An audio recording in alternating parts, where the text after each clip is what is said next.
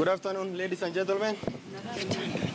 First and foremost, most welcome to Pumwani Hospital, the biggest maternity referral hospital in Eastern Central Africa. First of all, you have to know Pumwani is purely a maternity hospital. Secondly, Pumwani Hospital, just like NH, is a referral hospital for mothers who are pregnant from across Kenya. And when I'm saying Kenya, precisely also in Nairobi, where we have low socioeconomic settings, the urban slums, which form 60% of the Kenyan population, Nairobi population. I wanted to demystify some myths that Pumwani Hospital has a number of unaccounted bodies or stillbirths that are not from the hospital, according to the media. The truth of the fact is that out of the 11 bodies that were confirmed yesterday, we can entirely account for each and every child with the tagging and notification of deaths. So clear account of the summary is, out of the 11 deaths that happened between Wednesday to 11th and 17th of September, that is how many days? 6 days. We had 244 deliveries and 11 deaths. And I want to account for the 11 deaths. Out of the 11 deaths, fresh stillbirths, which we say fetus with no signs of life, weighing less than 1,000 kgs, were 1,000 grams, were 4.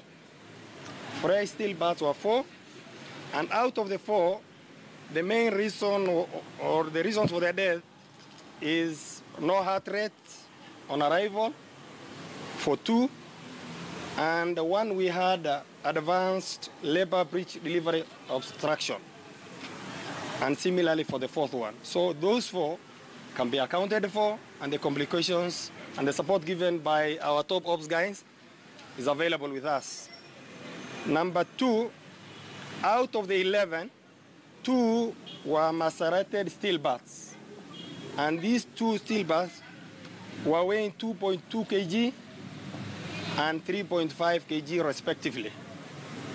So the main reason for the macerated stillbirth had to do with protracted labor and antepartum hemorrhage. The other 4 were basically neonatal deaths.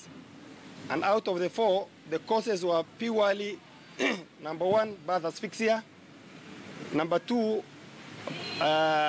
referrals from health centers like Mukuru, where the kids scored badly on ABGA, and prematurity of 32 weeks with a child weighing less than 1.7 kgs, and then another child weighing who was 32 weeks, also weighing 1.6 kg. And by the time the child was brought, came with respiratory distress and sepsis. And the last one, I've said 11, I've accounted for 10, was a child who was brought in dead by a Kenyan, so that Pumwani Hospital can safely dispose the child.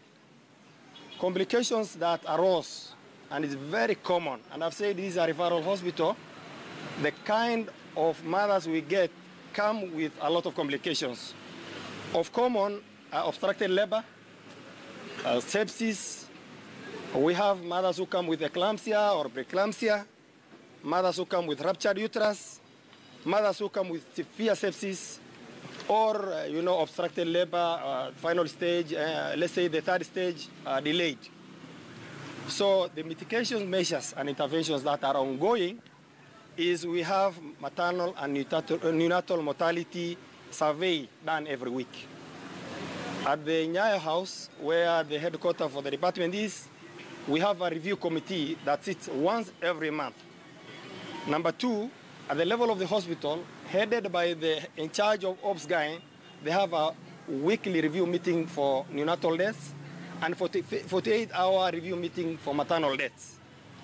So, in addition, and I'm sure a number of times I've talked about this in a number of forums, one of the interventions which is coming up probably in the next 3 to 5 months is putting up critical care units in this hospital. And specifically, the neonatal ICU and maternal ICU. The space has been provided. Some of the equipment are with us, but we want to have, let's say, a minimum 10-bed ICU for neonatal because of the number of deliveries we are dealing with.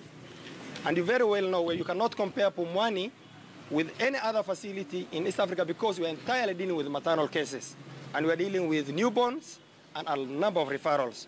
So establishment of neonatal ICU and maternal ICU is critical to reducing this mortality rate because you are getting extremely complicated cases. I think I don't want to exhaust a number of issues I wanted to discuss because operational issues will be tackled by our minister. Let me give 1 minute to...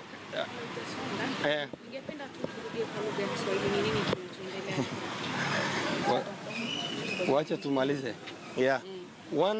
Let me give 1 minute to my able pediatrician, who is the acting med sup, to give a brief review or overview of the interventions we've put in Pumwani as a center for excellence in terms of maternity services. So thank you, Bona CEC, Madam CEC and Chief Officer, and thank you all who have come to be with us at, this afternoon. Yes, indeed, we have put measures to mitigate against some of these complications.